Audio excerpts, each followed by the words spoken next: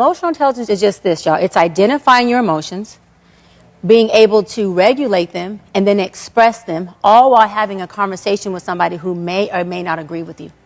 So if we have a conversation, I should be able to articulate to you, Jennifer, this is how I feel about it. And if you said, Doc, you crazy as hell, I don't agree with nothing you said, this is how I feel about it.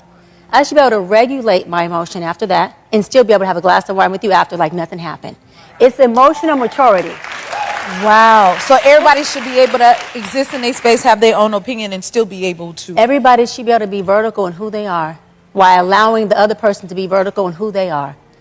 Because, see, that's when iron sharpens iron. Yeah. Because power and power can coexist when you have emotionally mature, confident people. But that doesn't mean that you can't be right, I can't be right, and we can respect each other's differences. Wow. I'm not a 42-year-old successful woman who is, without any kids, seeking validation. And nor am I embarrassed about that. I am very, very proud that I waited. I'm very happy that I'm in a space where I'm, and with all due respect to the divorcees or anyone who is a single mom or a baby mom or baby daddy, I'm proud that I'm not a divorcee. I'm proud that my decisions have brought me to a place where I'm not a Black woman statistic. I'm actually the anomaly. And I want to be able to lead by example. I can pop my shit the way I do because I have not made the decisions that has bred me the results of the results I'm trying to change in our community. And that's what makes me powerful. It's not how do you talk about this because you haven't been married. I'm talking about it because I made great decisions. So I didn't become a divorcee. So I didn't become a baby mama. So I beat the statistics coming from a little girl from the hood who was a product of teenage parents, a mama who did the drug that my father sold. So adversity and trauma was what I was just bred, and it was innate, it was nature, it was nurture, it was in my environment. And because of that, I seen things that I know don't breed results that most people want. I've yet to hear a person say, I waited all my life to be a baby mama. Your decisions created that result. Yeah. And if I can use my platform to be disliked or loved or hated or adored, as long as somebody gets something that can change their life, that's my purpose. I can care less either way. Bishop Dale Bronner said, when you're born, you look like your parents. When you die, you look like your decisions. Well, let me tell y'all something. Based on that quote, if I was to die today, I'm looking damn good. I love my decisions. I wanted to say that, I think that women not being, in my opinion, women not really being jealous of her, of Cheyenne Bryant, is part of Cheyenne Bryant's problem. And what I mean is this: the way that grown, mature women compete and what matters to grown, mature women in our 40s is not really what books have we written, what job we have, how much money we make. It has to do with how many kids do you have, what schools do your kids go to, are you married, what does your husband do for work if you are married, where do you guys go on vacation. I am telling you how mature 40-something-year-old women compete. I'm telling you what matters to a lot of 40-something-year-old women. Now, again, if you don't want to get married and you don't want to have kids, if that's not interesting to you, then I'm not talking to you or about you. I am talking to and or about women who want these things. In the world of women, of grown, mature women in our 40s, Cheyenne Bryant is not actually that competitive. She's not. Looks wise, she is extremely competitive. Lifestyle wise, she cannot compete. And I know this sounds harsh, but I am just being honest about the way grown, mature, 40-something-year-old women compete. Now, if we were in our 20s, Cheyenne Bryant would be winning because, again, I think in our 20s as women, someone having a better job than you, making more money than you, getting offered better opportunities. That might mean something when you're 25 or 28 and you're kind of climbing that ladder and you're trying to figure it out, and who are you going to be when you grow up, that type of thing. But I'm talking about at 42, 45, we're kind of past that, and we're more about legacy. And again, the competition is more about, do you have children? If so, how many? What schools do they go to? What activities are they a part of? What kind of grades are they getting? Are they going to college? Are they getting a scholarship? Again, who are you married to? What do they do? How much money do they make? I mean, these are the questions that I get from other mature grown women. And it's a reason why sometimes a lot of women don't really hang with each other, because quite frankly, it can get competitive. And even if you're trying to not be part of that, or, I don't consider myself a competitive person. I kind of just do my own thing, but you're aware of how you're being judged. And so again, Cheyenne Bryant is not married, has never been married, has no children. She keeps talking about, this desire to be married and this desire to have kids, but we have not seen evidence of any of this. We have heard about her failed engagements, but in that arena, she is not winning. So I disagree with Dr. Umar with regard to all these Black women being so jealous of her. I don't believe so. I think that Cheyenne Bryant, this goes into my theory of overcompensation and her overcompensating. I think Cheyenne Bryant herself is aware that there are deficits in areas of her life that she's not really competitive in. And I think her lying about her doctorate perhaps was an attempt at her to gain some level of importance, some level of notoriety, some level of power, because she seems to be a bit powerless in the area of love and relationships and, fertility and whatever, having kids. I mean, that area of her life, she has less control over. So I believe that Cheyenne Bryant is and has controlled the things that she can control, which is the narrative around her education and her accolades and her accomplishments. I want to say this though. Yeah. I'm not superior. I'm a product of teenage pregnancy. I was pregnant at 14 and 16. So I started off early, right? I had a boyfriend early, and we were obviously, sexually active early. I just happened to have what I always say is the most important piece to a woman's life, because a woman is what her daddy makes her. I had a father who said, "Not on my watch. You may hate me now, you'll thank me later. You're not having these babies." No. My mother and grandmother said yes. He said no. I went with the head, which is the leader. And that decision has breed me the results that I would have wanted to.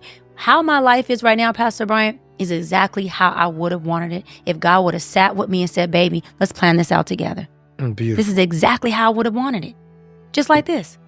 I wouldn't have wanted to be married any earlier because I would have been a divorcee. Yeah. I know I would have. Yeah. Not because the man would have messed up. I wasn't in a place where I would have been able to say, "I forgive you for the small things." Forget the big. God forbid you cheat on me. I'm talking about the smaller things. Right. And I wouldn't have been able to say, "I'm not leaving my husband." It was the opposite. If you do, then I'm out. No, I get So it. then don't even marry, because this man is bound to have a deficit. And if I can't work through the deficit, then what am I doing here? It's like I'm not required to be married at 42. I'm required to be happy and to be in God's will. And I'm doing both of them damn well. I love all of it. Y'all listen, I'm going to take a shower with my wife. I'm getting out of here. I want to thank Dr. Bryant. You are absolutely a national treasure. Thank you. I'm telling you, your gift is second to none. We got to protect this lady with all costs. She is a Harriet Tubman. She is leading people to freedom, that they will not be bound to the slavery of other people's perception, but walk in the liberation of how it is that they were fearfully and wonderfully made. I got to circle that. I got to circle that block. Listen, y'all. Do not take no tubs this year. No tubs. Wait, hold on. It's coming back to get me. He can't even say it. Listen. He don't want you to take no tubs. Yeah, okay? don't take no tubs. Don't take no tubs. You're going to mess yourself up, but bro. I do want y'all to practice discipline of the flesh. Yes. And the only way to practice something is to be immersed in it. Too many of us are practicing principles by knowledge of it. Knowledge is not power. The implementation of knowledge is. So if you got to take baby steps, do it. But I need more people, especially men, practicing discipline from the flesh and the optics before you opt yourself into a marriage that you cannot sustain. Yeah. I need that to be taking place. And while you're being celibate, don't get in that bed naked for her to test you. You're going to fail that test. You're going to be in summer school. Wait, okay, hold on, Pastor Brian. No, we got to wrap. We're going to deal with it in show 2. I got a question. Go ahead. No, I got a question. Don't ask me nothing. So, hey, this is the end of the show. We out of here. He's taking this out before I take him out. Before I take him out, he's taking it out. Oh, no. Wait, what do you say about the men? Yes. And the man I'm talking to, I got to ask this, okay, who is of age. Yes. He ain't a boy. Yes. He's a man by age and maturity, who are able to be in the bed with a woman who they are crazy attracted to. Yes. And they respect themselves first. Yes. And their relationship with God first. And that woman to where they don't make that move and they do have that discipline. What about those men who are doing it? Great. Put on basketball shorts. See y'all later. I believe that Cheyenne Bryant told the lie that she told because she was overcompensating for what she lacks. And what she lacks is family. You know, a nuclear family, legacy. And again, this is not about saying that she's less of a woman or less of a person. It is saying that society, other women, will be measuring her in that way. So I don't believe that she's less of a woman, but I do believe that there are people and women who believe that she is less of a woman, right? Because she lacks those things. And I think there's a part of her that genuinely thinks that she is lesser than. Because why else would you lie about being a doctor? And so this is the psychological, gymnastics that you have to do with certain people. I think, again, although she comes off very confident and articulate and strong, and, you would think that she is the most confident person, but I see the arrogance in that. I see the cockiness, and all of that really is a facade, in my opinion, for the things that she actually lacks. The last thing I'll say here about this is Cheyenne Bryant wants to be like this social media guru. Cheyenne Bryant is actually the opposite of Sanaa Lathan. Sanaa Lathan.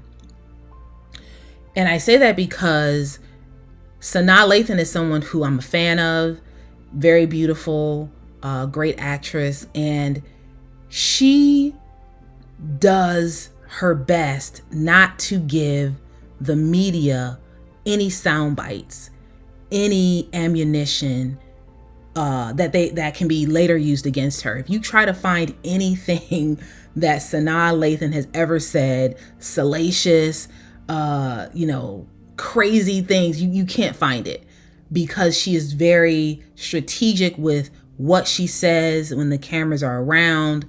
And I know her family, particularly her father, I believe was a director, or maybe still is a director. And so she's very much media trained. Cheyenne Bryant is the opposite of that. Her approach is more like reckless. Like, I'm just going to say as many, I'm going to give you as many sound bites as possible. I'm going to say the craziest thing that comes to mind so that I can go viral. And I'm just going to flood the algorithm. I'm going to flood the internet and flood social media and the algorithm with like crazy talking points so that hopefully I go viral, and hopefully these sound bites will be used in some type of way to get me some visibility. And I think that strategy doesn't work. I think it's reckless. This is the same strategy that Ray J uses, to some extent, perhaps a little less harmful. Dr. Umar kind of uses this strategy. So I think it is reckless and destructive. And this is how Cheyenne Bryant thought she was going to make it and be successful. I honestly think it failed. Just my opinion. So let me know what you all think in the comments about this. I have a few different parts to this whole thing. I believe that black women, I'm going to call the kettle black. Some men too, but mostly black women are attacking her out of jealousy. They are jealous of her looks. They are jealous of her life coaching career. They are jealous of her podcast success. They wish they were in her position. And because they are not, they are trying to destroy that woman. Period, point blank in the story. I've told you before, Art, that black men have a problem with each other, right? We got an ego problem. I think black women's problem with each other exceeds black men's problem with each other. What they are doing to Dr. Cheyenne Bryant is absolutely unacceptable, Art. They are destroying this woman more than Donald Trump. They are destroying this woman more than Candace Owens. They're destroying this woman more than Erica Kirk. They're destroying this woman more than the police officers who killed Michael Brown, Trayvon Martin, Breonna Taylor, Sonia Bland, Sonia Mancy, Amir Locke, you name it, Art. Like with me, who has a real doctorate, whether she does or not, this is not happening to Cheyenne Bryant because she does or doesn't have a doctorate. This is happening to Cheyenne Bryant because women are jealous of her. Period, point blank, end of story. If you want to know more about me, you can go into the description box, click those links. My name is Naka, and I'm here to make the invisible visible about black women. I highlight the things that black women typically wouldn't tell you. I am the author of My Own Gaze, Memoir of an Invisible Black Woman. I have an Amazon storefront. I am a YouTube coach, and I offer coaching and consulting to those who want to get started and grow on YouTube and those who want to become monetized. I am also on Instagram, so feel free to give me a follow over there. Please like, share, subscribe, and hype this video. And if you want to support the channel, please do click the join button, which is next to my thumbnail photo. Please do consider becoming a Black and Invisible channel member. That is a great way to support the channel, and you will also get exclusive videos tailor-made just for you if you become a channel member. So you'll get members only videos and content if you choose to do that. I think that's it for now. Thank you for spending this time with me, and I'll be back at you with more videos. And as always, stay tuned for more videos.